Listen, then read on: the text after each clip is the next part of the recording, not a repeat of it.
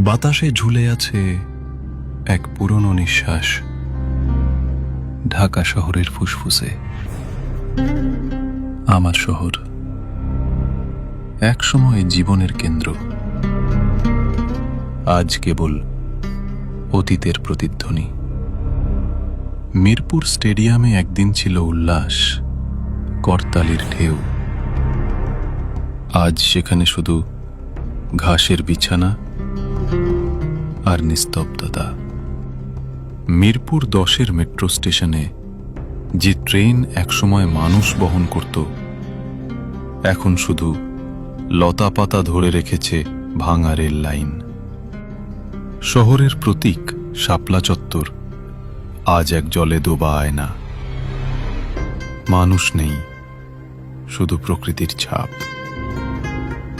মরিচা ধরা বাস, জলে ডোবা গাড়ি, সবই থেমে যাওয়া জীবনের স্মৃতি।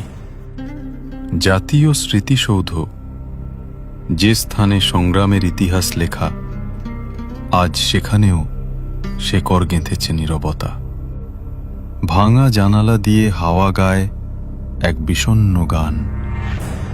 পিচের ভেতর থেকে গজিয়ে ওঠা গাছ বলে দেয়, মানুষ হেরেছে, শহর হেরেছে।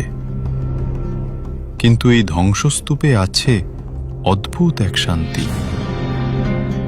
পচা মাটির গন্ধ, কালো পানির আয়না, আর ছাদের উপর জন্মানো গাছ মনে করিয়ে দেয়, শেষ পর্যন্ত প্রকৃতিই জয়ী হয়।